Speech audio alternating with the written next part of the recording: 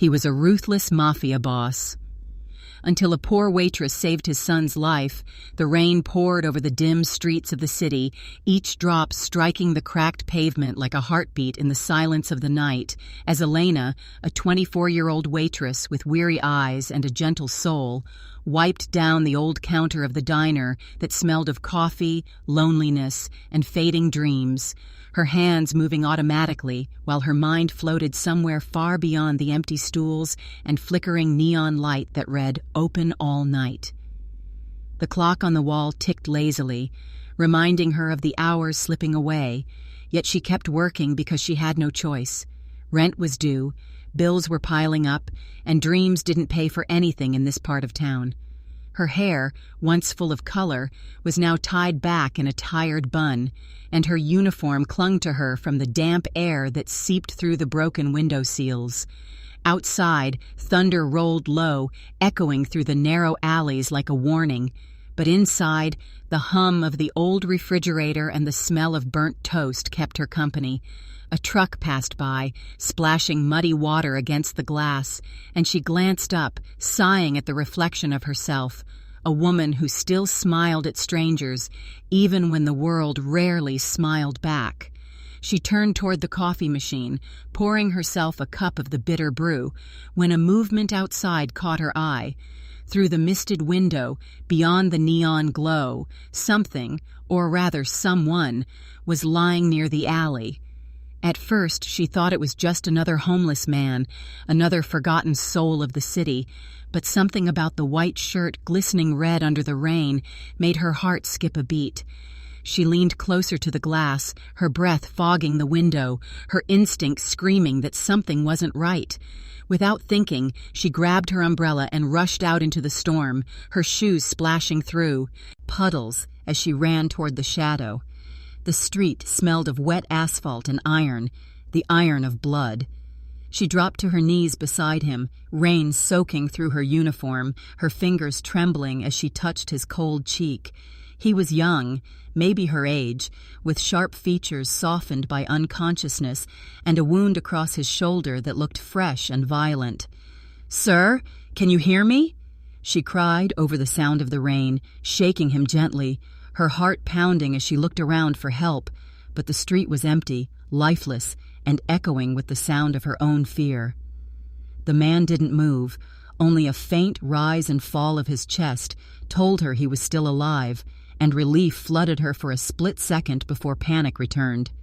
She searched his pockets with shaking hands, hoping to find an ID, a clue, something. Her fingers brushed against a sleek phone, far too expensive for someone bleeding in the gutter. She pressed the side button, the screen lit up, and the face recognition failed, revealing a missed call notification. Her breath caught as she saw the name. Dad, Mr. Moretti.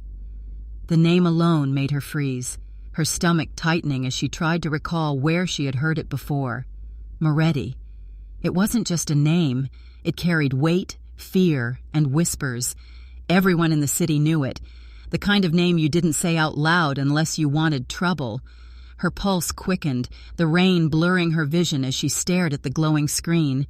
She looked back at the man, realizing he wasn't some ordinary stranger. His watch alone could have paid her rent for a year, and his shoes, even ruined by the mud, screamed wealth. What was a man like him doing here, bleeding in the middle of the street? She hesitated, torn between fear and compassion, between walking away and doing what her heart had always told her, to help. The storm intensified, wind howling through the alley, and Sati. He made her decision. She pulled his body closer to the wall to shield him from the rain, her hands slipping as blood mixed with water beneath them. "Please, don't die," she whispered desperately, pressing a napkin from her apron against his wound, though it was useless. Her breath came in sharp gasps, her chest tight as lightning flashed, illuminating his pale face and the bruises that told a story of violence. She reached for the phone again, her thumb hovering over the name. She knew calling that number could change her life forever, but leaving him there would destroy her conscience. For a long moment, She stared at the device, the rain drumming against her skin, her mind filled with the sound of her own racing heartbeat. Somewhere in the distance, a siren wailed, reminding her how fragile this moment was. Finally, she took a deep breath, pressed the screen, and lifted the phone to her ear. The ring echoed in the night, each tone slower than the last, until a deep, controlled voice answered. "Who is this?" Her throat tightened, her lips trembling as she stammered, "Sir, your son. He's unconscious, on the street near Bella's diner." For a moment, there was nothing but silence on the other end, the kind of silence that carries weight, power, and danger, and Elena felt her breath falter as if the air itself had thickened around her. Then the man's voice returned, calm, yet cold enough to chill her bones, asking in a tone that demanded truth. "Where exactly are you?" She stammered, her voice trembling. "But Bella's diner, sir, near the alley behind the neon sign." The pause that followed was long, and though the rain fell louder, it couldn't drown out the heaviness of that silence before the man finally said, "Don't move. Stay there." The call ended abruptly, and for a moment she stood frozen, her hands still gripping the phone as thunder rolled across the sky. She looked at the unconscious man, wondering what she had just done, what kind of world she had accidentally stepped into. The name Moretti still echoed in her head, carrying the weight of crime, power, and mystery. The diner's flickering sign cast a red glow over his face, making the blood look darker, almost black, as it mixed with the rainwater pooling beneath him. Elena brushed the wet hair from his forehead, whispering softly, even though he couldn't hear, "Just hold on, please. Help is coming." She had no idea what kind of help was coming, but something in her heart told her it wouldn't be ordinary. The minutes stretched endlessly. The street around her remained deserted, except for the hum of the distant highway and the rhythmic beating of raindrops on metal trash cans. She tried to keep pressure on his wound, whispering fragments of comfort to a man she didn't even know, the sound of her voice trembling in the night air like a prayer. Then she heard it, the low, rumbling sound of engines, not one, but several, approaching fast from down the block. Headlights cut through the rain, casting long, ghostly shadows across the wet pavement. Black cars, sleek and tinted, stopped with precision, their doors opening in unison like a silent choreography of authority. Elena's heart pounded harder. Men in dark suits stepped out, their movements sharp and controlled, their expressions unreadable. They looked out of place in this broken part of the city, like wolves walking through a field of lambs. One of them spotted her and the injured man, and within seconds, they surrounded her. "Who are you?" one demanded. But before she could answer, a taller figure emerged from the car, a man with silver-streaked hair, a black coat that flowed like shadow, and eyes that could silence storms. His presence alone made the others straighten. He didn't rush. He simply walked forward, his shoes splashing lightly against the puddles, his gaze fixed on the body on the ground. Elena stepped back instinctively, clutching the phone still in her hand, realizing this must be him, Mr. Moretti. He knelt beside his son without a word, his gloved fingers checking the pulse, his face stone-cold yet carved with restrained emotion. For a moment, his expression softened, the barest flicker of fear crossing his eyes before he masked it again. His men waited for orders, silent as statues. Then slowly, he lifted his gaze to Elena. Under the pouring rain, his eyes locked onto hers, sharp, dark, assessing. "You called me?" he asked quietly, his voice calm but heavy, like thunder before lightning. She nodded, her voice barely audible. "Yes, sir." "I didn't know what else to do." The faintest breath of relief passed through him, though his expression didn't change. "You saved my son," he said, his tone low, almost like a confession to the rain. "That means something in my world." She didn't understand what he meant, but the way he said it sent a shiver through her. He gave a sharp nod, and instantly 2 men lifted the unconscious body with practiced care, carrying him toward the car. The boss rose to his feet, water dripping from his coat, and without another word, he turned back to Elena. "What's your name?" he asked. Elena," she stammered. He repeated it once, as if memorizing it, then said softly, "Go back inside, Elena. Forget this night ever happened." His tone wasn't cruel. It was protective, warning, layered with something she couldn't quite name. Before she could speak again, the car's engines roared back to life, tires splashing through the rain as the convoy disappeared into the darkness as quickly as it had arrived, leaving her standing alone under the streetlight. The silence returned, heavier now, wrapping around her like a secret. She looked down at her trembling hands, still stained with his blood, realizing that whatever had happened tonight had changed something inside her forever. She walked slowly back toward the diner, the neon light flickering above her, the warmth inside suddenly feeling colder than before. She hung her soaked coat on the rack, sat by the counter, and stared out at the empty street where it all began, her mind replaying the look in Mr. Moretti's eyes, the look of a man who carried both power and pain. Outside, the rain began to ease, the storm slowly passing, but inside Elena's heart, a new storm was only beginning to rise, one she didn't yet understand, one that would soon pull her into a world far beyond the quiet walls of her midnight diner. The next morning, the city woke under a gray sky, and the rain that had haunted the night finally slowed to a quiet drizzle, leaving behind puddles that reflected the neon scars of the streetlights, like fragments of forgotten dreams. Elena hadn't slept a second. She sat in the diner's corner booth, her hands wrapped around a cup of coffee that had long gone cold, staring at the rain-streaked window where dawn struggled to break through.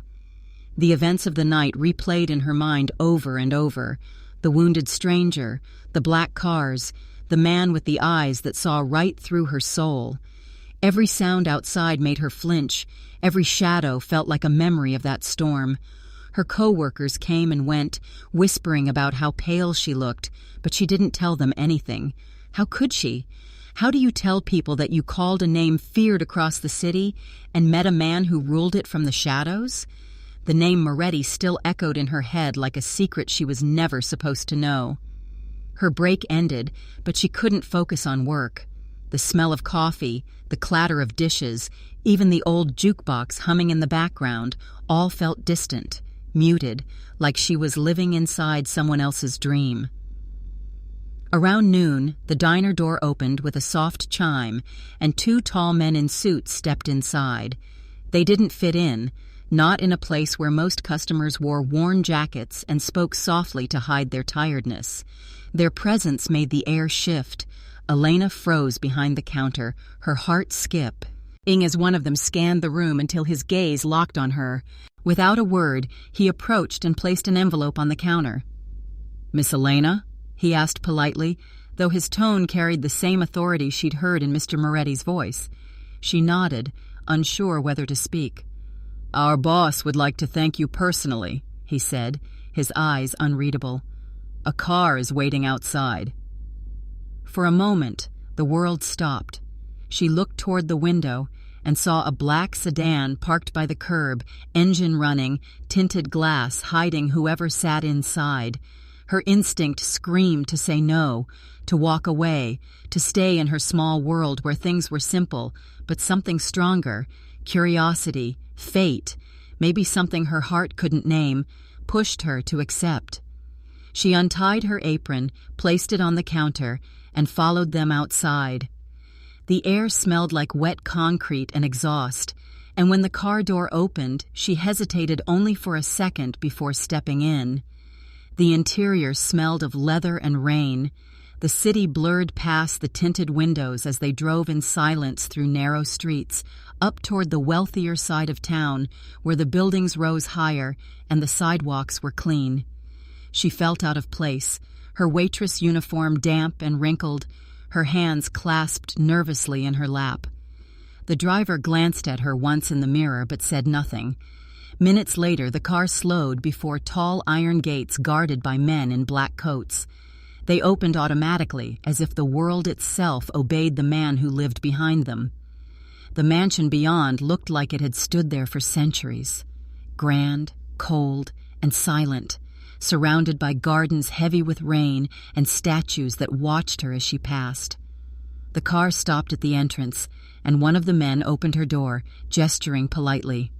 Her heart thudded as she stepped out, feeling the weight of eyes from the windows above. The door to the mansion opened, and there he was, Vincenzo Moretti. He stood at the top of the marble steps, dressed in a dark suit, his expression carved from stone, but his eyes softer than she remembered. "Miss Elena," he said, his voice calm but carrying an authority that made everyone else fall silent. "Please, come in." She swallowed hard and followed him through a hallway lined with portraits and chandeliers that shimmered like frozen lightning. The air smelled of cigars and old money. In the living room, a fireplace burned, casting long, golden shadows on the walls. Vincenzo gestured for her to sit. "You didn't have to help him," he said quietly, removing his gloves and placing them on the table. "Most people would have walked away." She looked up, her voice barely above a whisper. "I couldn't, sir. He was hurt. He would have died." His lips twitched into something between a smile and a sigh. "That heart of yours," he murmured. "It's dangerous in this world." The words lingered in the air like a prophecy. She didn't know what to say, but in his eyes she saw something unexpected. Gratitude, maybe even warmth, hidden beneath the layers of power and control. "Is your son okay?" she asked hesitantly. For a moment his mask cracked, and she saw the father behind the boss. "He will be," he replied. "Thanks to you." He stood near the window, looking out at the rain, his reflection merging with the storm outside. "Do you know who I am?" he asked suddenly, not as a threat but as a test. "Everyone does," she admitted honestly, "and yet you still called." She met his gaze. "Because he needed help. That's all I saw." Silence fell again, but this time it wasn't cold. It was thoughtful, almost peaceful. Vincenzo walked toward her, his footsteps echoing softly against the marble. "People fear my name," he said. "But you didn't even hesitate." She shook her head. "Fear doesn't matter when someone's dying." For the first time, his eyes softened completely. "Why?" "You have courage, Miss Elena, and courage is rare." He picked up the envelope that had been delivered earlier and handed it to her. "A token of thanks," he said. She opened it carefully and gasped. It was filled with money, more than she'd ever seen in her life. "I can't accept this," she whispered. "You already have," he replied gently. "Use it for something that matters." She looked down, unsure what to say, but he continued, "If you ever need anything, you call this number." He slid a small black card across the table. His tone wasn't a suggestion, it was a promise. The clock in the hallway ticked slowly, echoing through the vast house as she rose from her chair, clutching the envelope, her heart pounding in her chest. "Thank you, sir," she said softly. "For what?" he asked, genuinely curious. "For being a father who came for his son." His eyes flickered. Surprise, emotion, maybe even pain. For a long second, neither spoke. Then he turned away, his voice low. "Be careful who hears your kindness, Elena. In this world, good hearts attract wolves." She left the mansion with those words echoing in her mind, stepping back into the drizzle, the city waiting like a secret that had just begun to unfold. The morning after her meeting with Vincenzo Moretti arrived wrapped in mist, the kind of gray veil that made the whole city look half asleep, and Elena moved through it like a ghost still trying to understand if the previous day had truly happened, or if it had been a fever dream stitched together by thunder and fear. She woke before dawn, her small apartment filled with the smell of rain and the echo of his voice telling her that good hearts attract wolves, a warning that clung to her like perfume she could not wash away.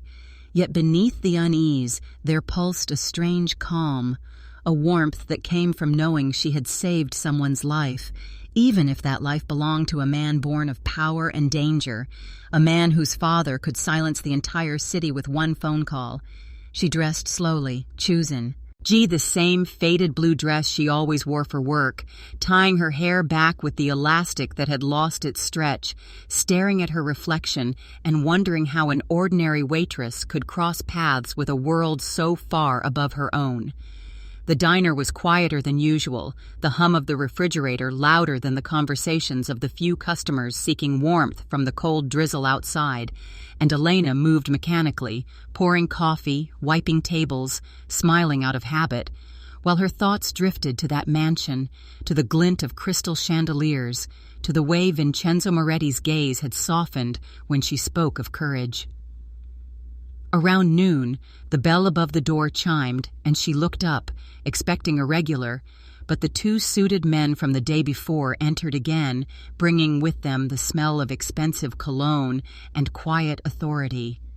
The taller one nodded once, almost politely, before speaking in that same neutral tone that could freeze a room. "Miss Elena," he said, "the boss requests your presence." Her heart gave a nervous kick. "Now?" "Now," he confirmed, sliding an envelope onto the counter, this one slimmer, embossed with gold initials, VM. She swallowed hard, feeling every curious glance from the customers who had gone silent, and wiped her hands on her apron before untying it, her pulse thrumming like the diner's old clock. Outside, a black car waited again, sleek and spotless despite the puddles, and as she stepped in, she could almost feel the city holding its breath. The ride was silent. Raindrops traced paths down the tinted glass, and Elena watched the familiar streets fade into unfamiliar wealth, the cracked sidewalks replaced by cobblestones, the graffiti by manicured hedges, the noise of horns by the whisper of engines. Her stomach tightened as the gates appeared once more, iron giants opening with the same slow authority, revealing the mancy. On that seemed to exist in a different world. When the car stopped, the driver opened her door without a word, and she stepped out onto stone steps slick with rain. Inside, the warmth of the firelight greeted her, along with the faint scent of cedar and tobacco. Vincenzo Moretti stood near the grand piano this time, his back to her, a glass of something amber in his hand. "You came," he said without turning, his voice low, measured. "I wasn't sure I should," she admitted, her voice small in the vastness of the room. He turned then, his gaze finding hers with a calm that could command armies. "And yet you did. That says something about you." He motioned toward a chair by the fire, and she sat, the leather cool against her palms. For a moment neither spoke, only the fire crackled between them, throwing gold across his sharp features. "I wanted to thank you again," he said finally. "My son is awake."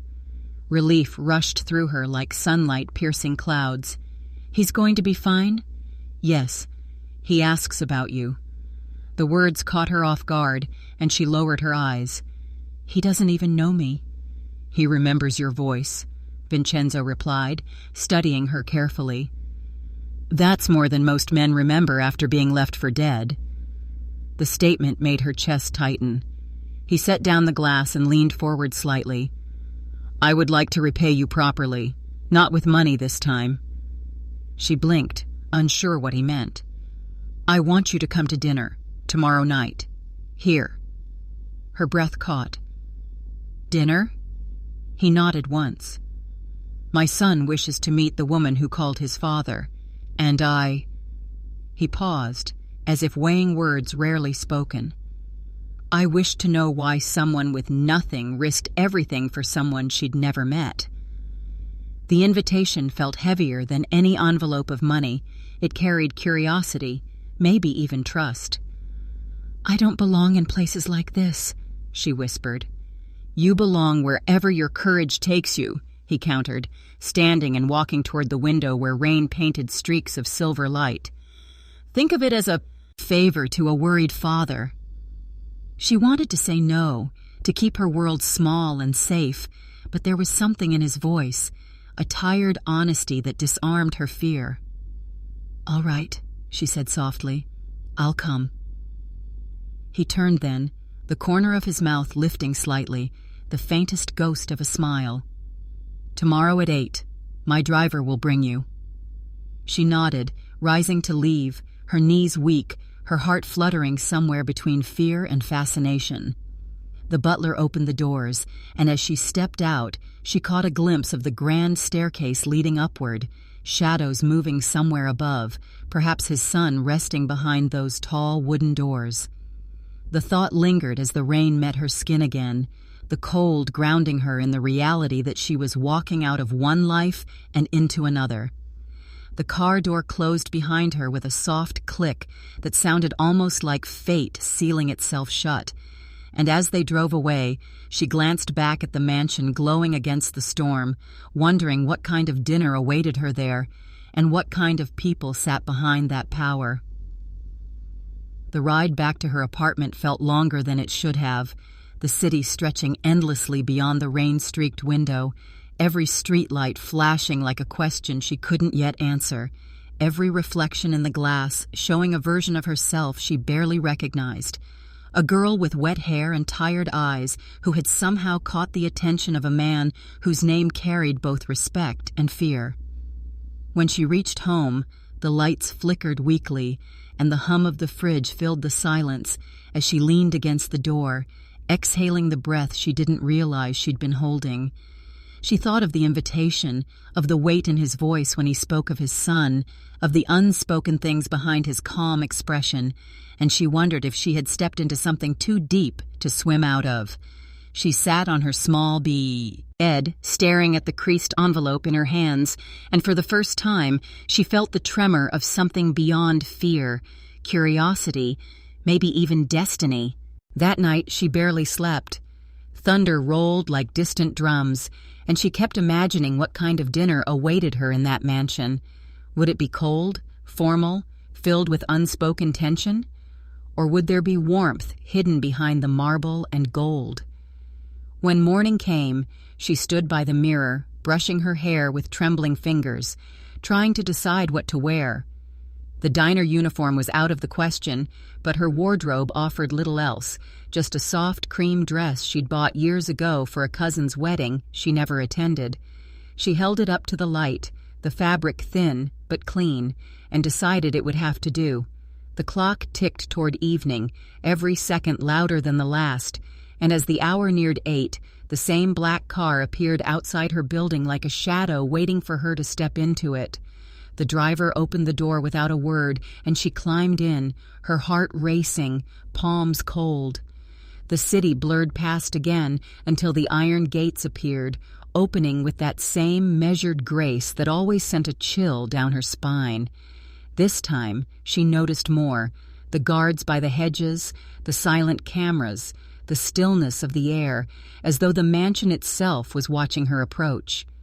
Inside, the butler greeted her with a bow, guiding her through a hallway lined with oil paintings of men who all bore the same sharp jawline and cold authority as Vincenzo Moretti. At the dining hall, the doors opened slowly, revealing a table long enough to host a royal banquet. But at its head sat only 2 people: Vincenzo, dressed in a dark suit that made his silver hair glow against the candlelight, and beside him, a young man, pale but alive, his arms still bandaged where she remembered the blood. Her breath caught.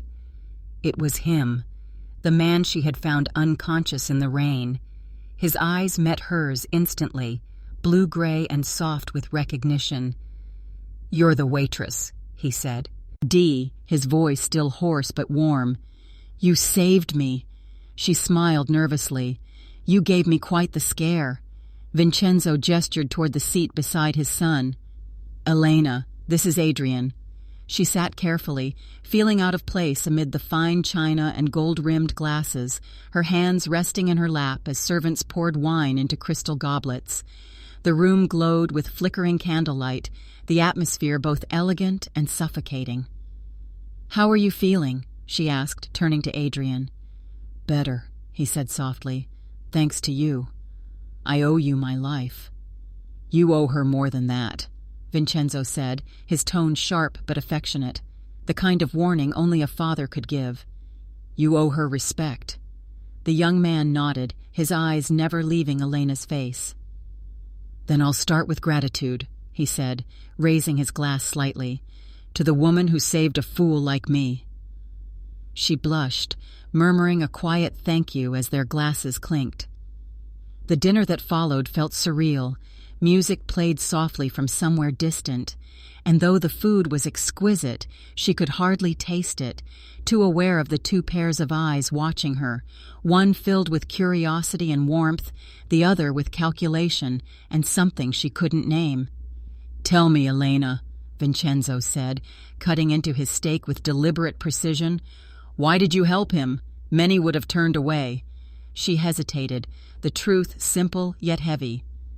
"Because no one deserves to be left alone in the rain," she said finally. Silence followed, deep and respectful, broken only by the crackle of fire. Vincenzo leaned back, studying her like a puzzle piece that didn't fit the world he ruled. "Most people don't think that way anymore," he murmured. "Most people want something in return." "Maybe that's why most people never feel peace," she replied quietly. His gaze softened, and for a fleeting second, the Mafia boss looked less like a man of power and more like a father who had seen too much loss. "You're rare, Elena," he said. "And rare things don't stay hidden long." The words sent a chill through her, not of fear, but of something fated. Dinner ended with polite smiles and lingering glances, and as she rose to leave, Adrian stood too, steadying her chair. "Will I see you again?" he asked, hopeful yet uncertain. "I'm not sure," she whispered, looking toward Vincenzo, who gave a small nod as if granting silent permission. "Perhaps," he said, his voice low but firm, "if the world wills it." She turned toward the door, her heart a storm of emotions she couldn't name, fear, curiosity, warmth, and as she stepped into the night, the rain began again, soft and endless, washing the world clean. But as the car drove her away, she couldn't shake the feeling that her life had just changed forever, that one dinner in that mansion had marked her with invisible ink, binding her fate to the Moretti family in ways she could not yet see. And somewhere behind the mansion windows, two men, one young, one powerful, watched her disappear into the rain, both knowing that the story of a poor waitress and a Mafia heir had only just begun. Morning crept into the city like a shy confession, light spilling over the rooftops, brushing against the glass towers that stood above the rain-soaked streets, and somewhere within that sleeping world, Adrian Moretti opened his eyes for the first time in days to a silence that felt almost holy. The sterile scent of medicine filled the air, while the faint beep of a heart monitor pulsed like a reminder that he was still alive. His body ached as though it had fought a war and barely survived, his shoulder bandaged tight, his skin pale beneath the harsh hospital light. But when his gaze drifted to the window, he saw the sun pushing through clouds, and for the first time in years, he felt something that wasn't anger or emptiness. The door opened quietly, and his father stepped inside, dressed in a dark suit that carried the sound, a weight of authority even here, where power was supposed to mean nothing. Vincenzo Moretti's eyes, cold to the world, softened the moment they fell upon his son. "You're awake," he said simply, voice low yet trembling with relief he didn't bother to hide. Adrian tried to speak, but his throat felt raw, every word catching like gravel. His father poured water, lifting the cup carefully, and for a moment the gesture felt almost foreign between them, tenderness from a man who built his empire on fear. "You scared me, son," Vincenzo admitted, his voice cracking just slightly, and the words hung in the room like something sacred. Adrian stared at him, memories flickering, the fight in the alley, the men with guns, the blur of rain before darkness swallowed everything. "How long?" he rasped. 2 days, Vincenzo answered. "The doctor said you're lucky. If that girl hadn't found you—" He stopped, his expression tightening.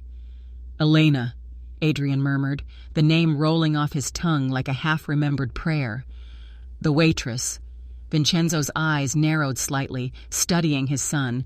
"Yes, she called me. Stayed until help came." There was a pause heavy enough to bend the air. "I invited her here. You met her." Adrian closed his eyes, a faint smile tugging at the corner of his mouth. "I remember," he whispered, her voice before I passed out. She sounded scared, but brave. Vincenzo leaned against the wall, crossing his arms, the mask of a dawn returning to his face, even as worry lingered beneath. "You should thank her properly when you're stronger," he said. "She deserves that." Adrian nodded slowly, and for the next few minutes neither spoke. The silence between them wasn't uncomfortable. It was healing, the kind of silence that fills the space between two people who almost lost each other. Outside, the sound of the city grew louder, cars honking, life returning to rhythm, but inside that white-walled room, time felt suspended. The door creaked open again, and a nurse entered, announcing visiting hours were over, yet before she could finish, Vincenzo raised a hand. "He's my son," he said softly. "Rules don't apply today." The nurse hesitated, then nodded and left quietly. Vincenzo turned back to Adrian, his expression unreadable. "You've been reckless," he said finally. "Whatever happened that night, it ends here. No more fights in the street, no more enemies you can't see coming." Adrian's jaw tightened. "You can't control everything, Father." "No," Vincenzo said, stepping closer. "But I can protect what's mine." The words were both a warning and a promise. Adrian looked down, his voice softer now. "You've spent your whole life protecting things that don't matter. Money, reputation, fear. But when I was bleeding out there, none of it meant anything. That girl, a stranger, cared more in one moment than half the people who work for you." Vincenzo's eyes flickered with something, shame, maybe even admiration, but he said nothing. He only placed a hand on his son's shoulder, careful not to touch the wound. "Rest," he said. "We'll talk when you're ready." As he turned to leave, Adrian whispered, "I already am." When the door closed, Adrian lay back, staring at the ceiling, the weight of the world pressing down but not crushing him. He thought of Elena, the rain in her hair, the fear in her eyes, the way she didn't walk away when she could have. He imagined her voice again, calm and trembling all at once. And somewhere deep inside, beneath the bruises and pain, something began to stir, something human, something hopeful, something new. As the hours passed, the room dimmed into the soft amber hue of evening, the city lights outside painting golden veins across the hospital walls, and Adrian felt the world return in fragments, the warmth of sunlight through glass, the distant sound of laughter from the hallway, the weight of his own heartbeat sinking with the rhythm of a life he thought he had already lost. When the nurse returned to check his vitals, he barely noticed. His mind was miles away, tracing the outline of Elena's face in memory, remembering the trembling kindness in her eyes and the way her voice cut through the rain like a light. He could still feel her hand on his chest, the steadiness in her touch, and it haunted him not with pain, but with purpose. For years he had drifted through life like a ghost in his father's empire, reckless, untamed, seeking danger not for power, but for something that made him feel real. And now, a stranger's act of compassion had brought him back from the edge. The thought of it made his chest tighten. He turned his head toward the window, watching raindrops slide down the glass. each one a reflection of choices he couldn't undo. A knock broke his thoughts, soft but deliberate. He expected his father, but instead, a familiar figure stepped inside. Marco, his father's right-hand man, a shadow in every corner of the Moretti world. "You look half dead," Marco said with a crooked grin, trying to hide the worry in his eyes. "That's an improvement," Adrian replied, forcing a faint smirk. Marco pulled a chair closer, lowering his voice. "The streets are talking. That attack wasn't random. Someone sent a message." Adrian's eyes darkened. "Who?" "We don't know yet. But whoever it was, they wanted you gone." The words settled heavy between them, but Adrian didn't flinch. For the first time, fear didn't control him. Instead, it was clarity. "If I'm still alive," he said quietly, "maybe it's because I wasn't supposed to be." Marco frowned, not understanding, but Adrian's mind was elsewhere again, back in the alley, back in the moment before darkness. "Find out what you can," he said. "But don't tell my father yet." Marco hesitated. "He'll kill me if he finds out I hid something from him."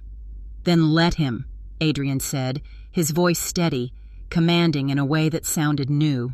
"Just do it." Marco nodded reluctantly and left, and the room fell silent once more. Adrian exhaled, his body aching but alive, and his thoughts wandered again to the girl whose kindness had torn open a door he never knew existed. He reached for his phone on the side table, scrolling until he found her name, saved from the night she called his father. His thumb hovered over it for a long time. He wanted to call, to hear her voice, to say thank you properly. But something stopped him. Maybe it was pride. Maybe it was fear of what hearing her voice might awaken in him again.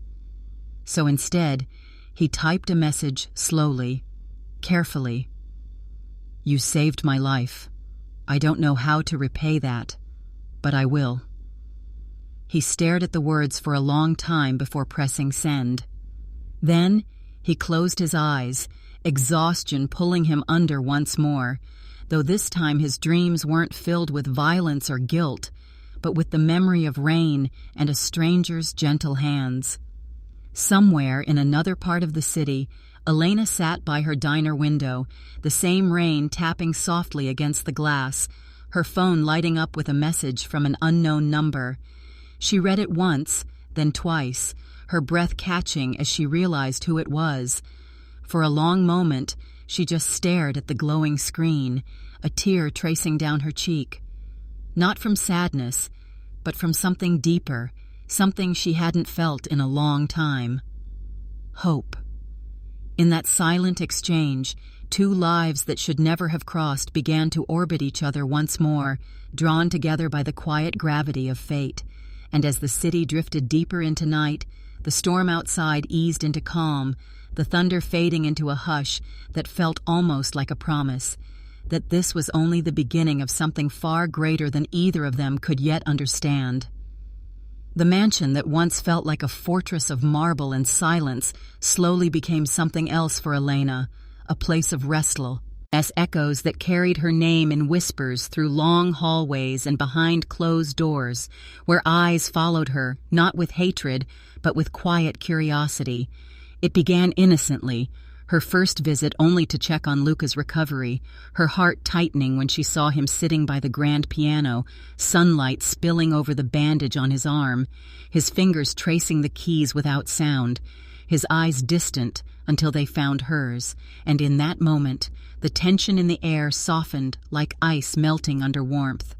She told herself it was kindness, duty, gratitude, but deep down, she knew it was something more, something neither of them dared to name. Days turned into weeks, and her visits became routine, bringing soup, books, laughter that didn't belong in such a heavy house. The servants began to greet her by name, even the guards nodded as she passed. She learned small things about Luca, that he loved classical music but hated the way it reminded him of his mother, that he dreamed of escaping the family business but didn't know who he'd be without it, that he feared his father's shadow, yet respected the man's unbreakable code of loyalty. And through him, she glimpsed the world she'd only heard rumors of, a world ruled by silence, where power was currency, loyalty was survival, and betrayal meant death.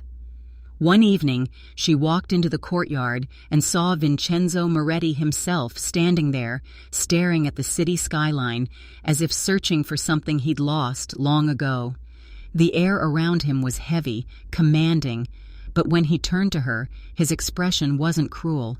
It was careful, almost protective. "You shouldn't be here so often," he said quietly, his voice carrying the weight of experience. "This house, it devours good people." She hesitated, her hands clasped together. "Maybe it just needs more of them," she said softly. He studied her for a long moment, then turned away, his silence louder than thunder.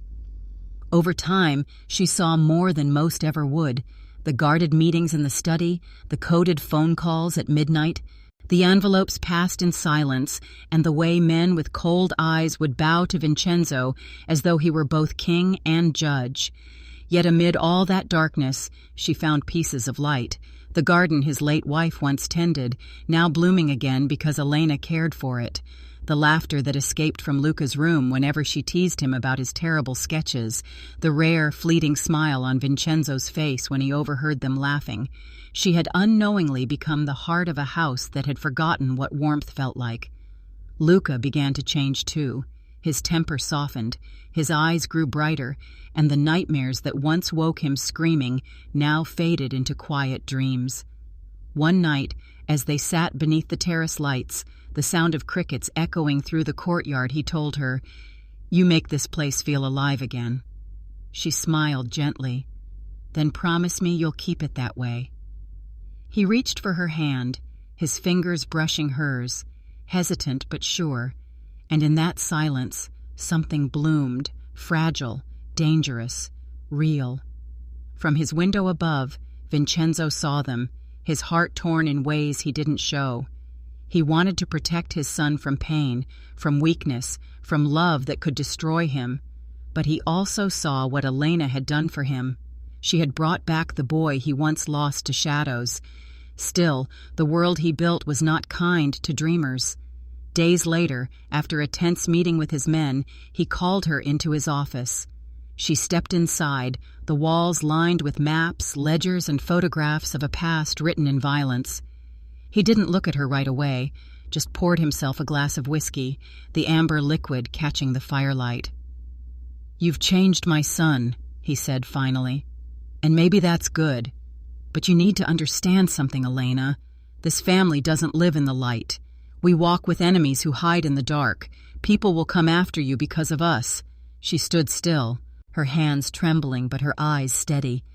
"I know," she whispered, "but I've lived in fear my whole life, sir.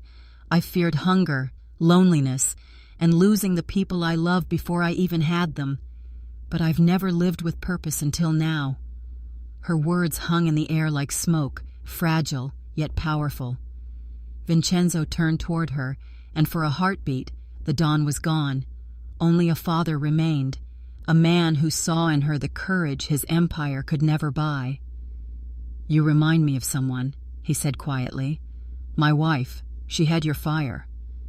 Elena smiled faintly, unsure what to say. "Then maybe she left it here for you to find again." For the first time he looked away, the emotion in his eyes something rare, almost forbidden. "Be careful, Elena," he murmured. "The deeper you go, the harder it is to come back." She nodded, but in her heart she knew she was already too far in to turn back. That night, when she left the office, Luca was waiting at the end of the hallway, leaning against the wall with a smile that made her forget the danger for just a moment. "Did he give you the talk?" he teased. She laughed softly. "Something like that." "Then you're officially one of us," he said, his tone half joking, half serious. "Welcome to the family." She looked at him, the weight of those words settling in her chest, both a blessing and a curse.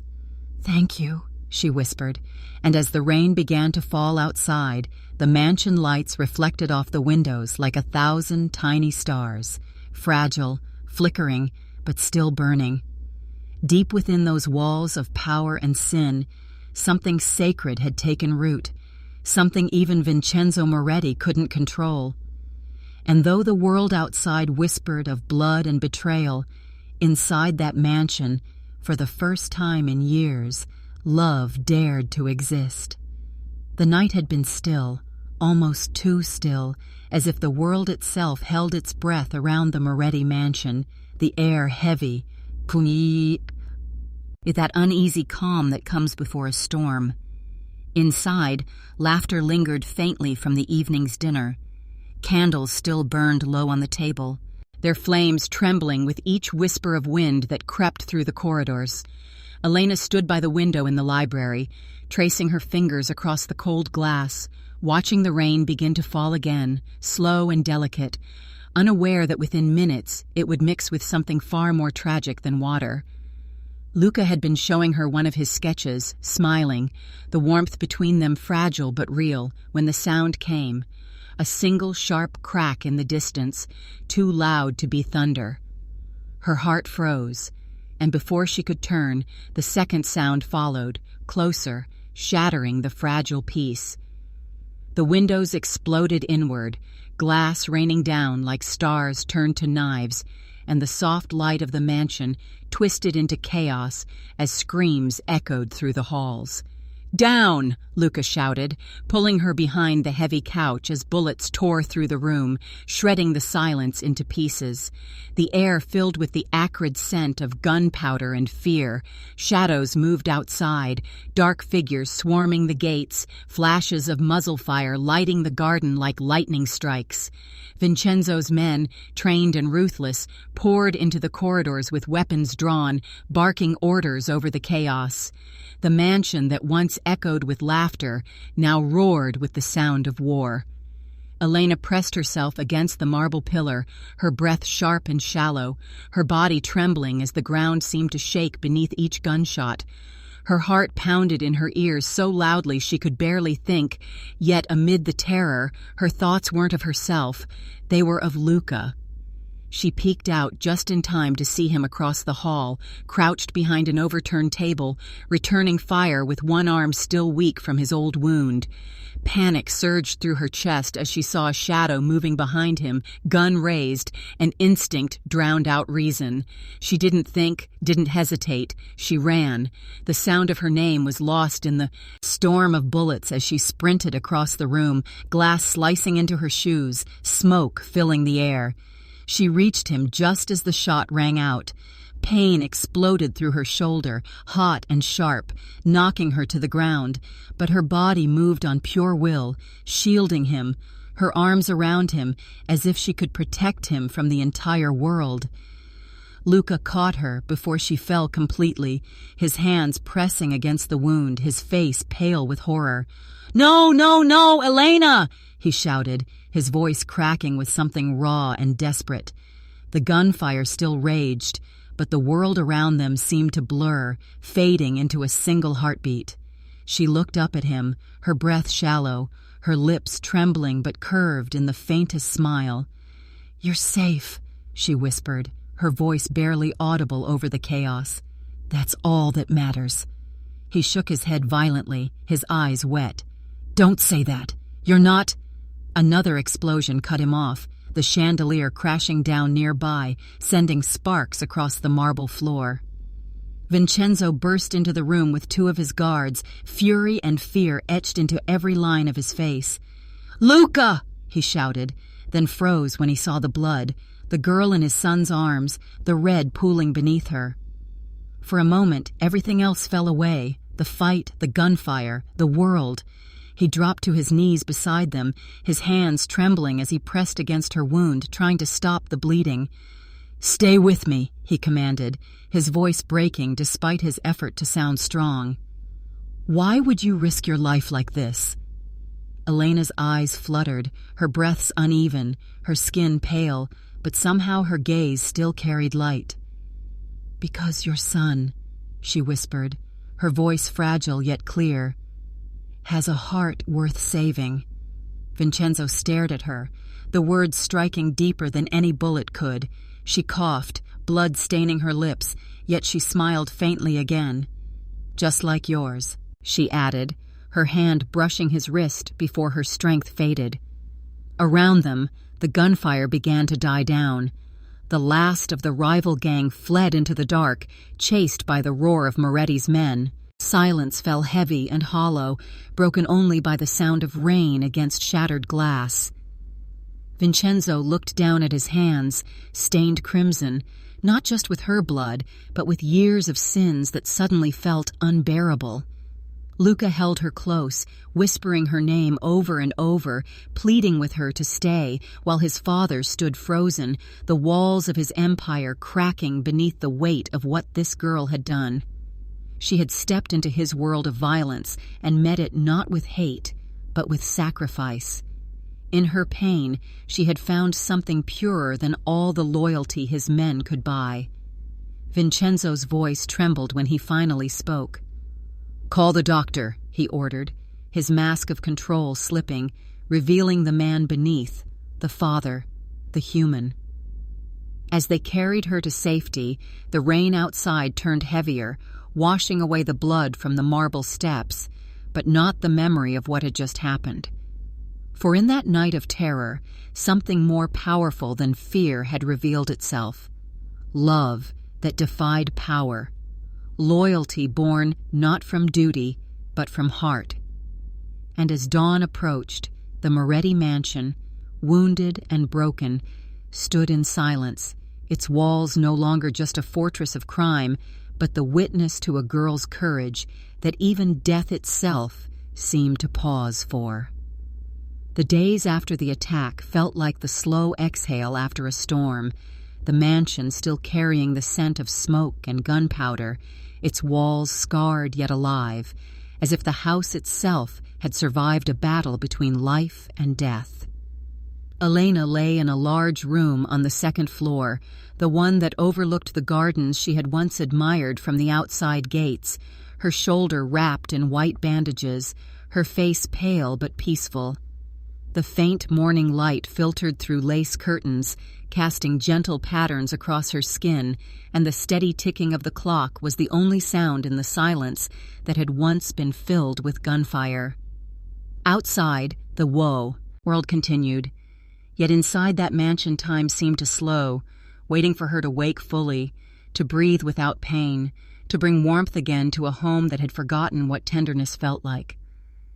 Vincenzo Moretti stood by the window each night, his silhouette framed against the moonlight, his mind replaying every second of that night, the way she had run toward danger for his son, the way she had spoken those words that refused to leave his heart. "Your son has a heart worth saving, just like yours." They haunted him, not as a wound but as a truth, one he had avoided his entire life. For decades he had lived as a shadow, respected, feared, untouchable. But in her bloodied whisper, he had seen his reflection stripped bare, seen the man he might have been if he hadn't traded compassion for control. He walked the halls now with quieter steps, pausing where his men used to bow, where orders once flew like bullets. His voice had softened. Even his guards noticed it. They exchanged glances when he thanked them after the cleanup, when he ordered the guns locked away for a few days, when he told the chef to make soup instead of whiskey for dinner. It was as if the great Vincenzo Moretti, the man who had built an empire on ruthlessness, was learning how to breathe again.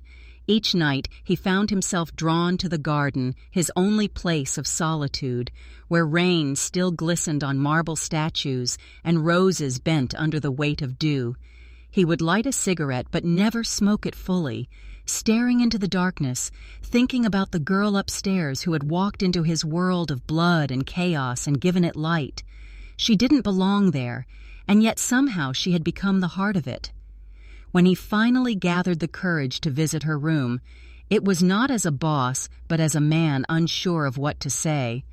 Elena looked up when the door opened, her eyes still weak but glowing with that same unshakable Kindness.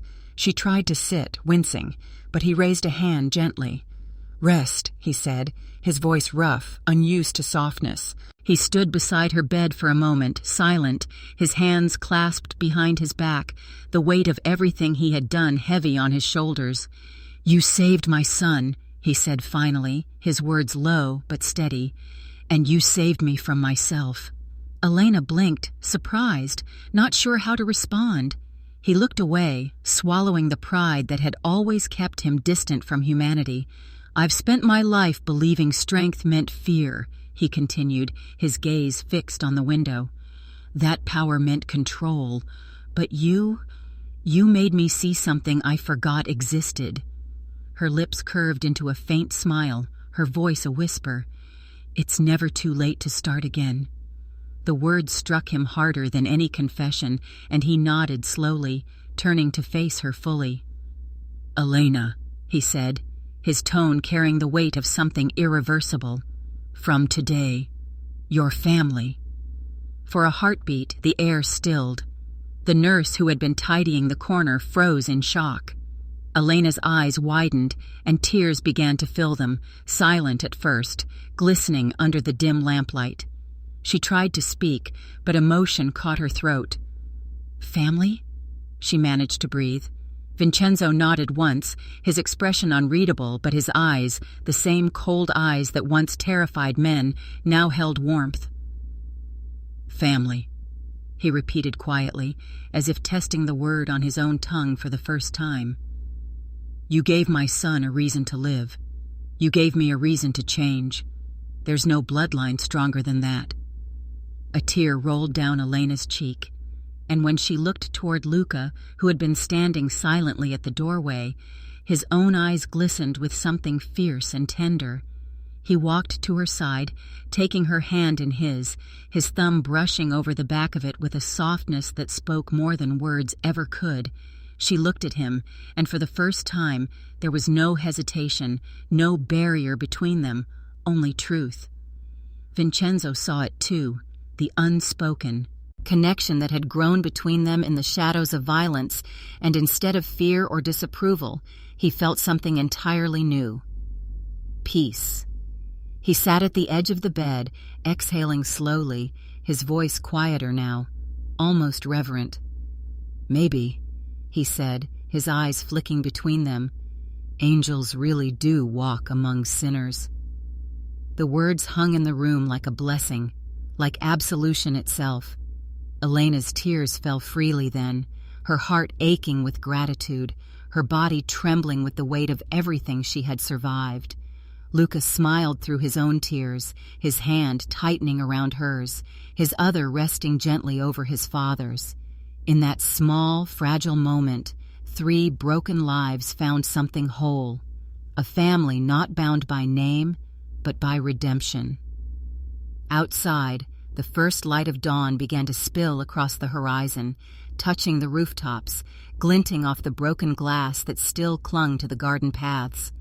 But inside, the mansion no longer felt haunted. The walls that had once echoed with violence now held laughter in their silence.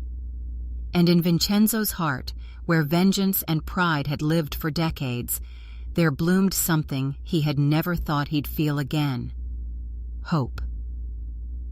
Months later, the Moretti mansion stood beneath a gentler sun, its marble walls no longer cold symbols of power, but reflections of change, of rebirth, of the impossible merging of light and shadow. The scent of fresh roses replaced that of gun oil, and laughter, real, unguarded laughter, echoed through its once haunted halls. The guards no longer moved like ghosts through corridors of fear. They greeted each other, smiled even, as if the mansion itself had decided to breathe life again. The transformation began quietly, almost shyly, with Elena's recovery, her soft steps echoing against the marble floors that had once felt so foreign beneath her feet. What had been a fortress was now a home, shaped not by violence, but by kindness. Vincenzo, the man once known for his cold precision and merciless hand, could now be found most mornings in the garden, pruning the roses himself. often pausing to look at the sky as though searching for the face of something divine. His men whispered among themselves that the dawn had changed, but no one dared question it, because they too felt it. There was something different in the air, something sacred. It was Elena's doing, though she never claimed it. She moved through the mansion with quiet grace, her arms still sometimes aching from the wound that had nearly taken her life, yet her spirit untouchable. She had become more than the girl who saved the boss's son. She had become the heart of a new era for the Morettis. One morning, she approached Vincenzo with a file in her hands, her eyes shining with that same courage that had once made her run into gunfire. "I want to start something," she said softly. "Something good. Something for the children out there, the ones like I once was." She showed him her plans, an orphan fund, small at first, meant to feed, clothe, and educate street kids who had no one. For a long moment, Vincenzo said nothing, just studied her face, then the papers, then her again. Finally he nodded, his jaw tightening as emotion threatened to betray him. "Let's make it happen," he said simply. And he did. With his wealth and her heart, the fund became real, a place called Second Chances. On the day of the opening, the city gathered in front of the new building, cameras flashing, children laughing, and reporters murmuring about the most unlikely partnership the underworld had ever seen. The air was bright with hope, though few could see the quiet story behind the event, the story of a waitress who once worked night shifts under flickering lights, and a Mafia family who found redemption through her courage. Luca stood beside her that day, his suit crisp but his smile soft, one arm still slightly scarred but steady. He had healed not only in body but in spirit. His love for her wasn't loud or boastful. It was steady, like the calm after a long storm. He became the bridge his father never knew he needed, merging two worlds, his father's empire of influence and Elena's kingdom of compassion. Reporters swarmed around them, their flashes catching the gold ribbon fluttering in the breeze, the crowd buzzing with anticipation. Vincenzo arrived late, as always, but when he stepped out of the black car, there was something different about him. No entourage, no intimidation, only quiet pride. He walked toward them with slow, deliberate steps, his once cold eyes now warm with something deeper than anyone could understand. As the ribbon was cut and applause filled the air, Vincenzo stepped forward, his hand resting gently on Elena's shoulder. The crowd quieted when he began to speak, his voice low but commanding, the voice of a man who had lived through blood and redemption alike. "She saved my son," he said, his words echoing against the city buildings, carried by the wind. "And she saved me too." Cameras flashed wildly, but for him, time had stopped. Elena looked up at him, her eyes wet, her lips trembling with gratitude that words couldn't express. In that moment, titles meant nothing. Don, waitress, boss, servant, all erased, leaving only hearts laid bare before the world. The ceremony ended as the sun began to set, casting golden light over them, painting the sky in hues of forgiveness. Children ran across the courtyard, laughing, their voices like music that filled the spaces where silence had once lived. Luca slipped his hand into Elena's, their fingers intertwining naturally, effortlessly, as if they'd always been meant to fit. Vincenzo stood beside them, his gaze soft, his smile rare but real. For the first time, he wasn't thinking about business, enemies, or debts. He was thinking about how far they had all come, from the night of rain and fear to this moment of peace. As photographers took their final pictures, he turned slightly to her and whispered, "You gave me something I didn't know I'd lost, a reason to believe." Elena smiled through her tears, her heart full to the brim. Once, she had been nothing but a poor waitress wiping tables in a diner no one remembered. Now, she stood between a father and son who had once lived in darkness, helping them rebuild their souls. The world would call it a miracle, but she knew better. It was love, pure and stubborn, that had refused to die even in the face of violence. As the last rays of sunlight touched the city skyline, the three of them stood together, no longer bound by blood or fear, but by the family they chose to become. And for the first time in her life, Elena felt truly home, her heart whispering a silent prayer of gratitude to the universe that had led her from the rain-soaked streets to this place of light, this family built not on power, but on love.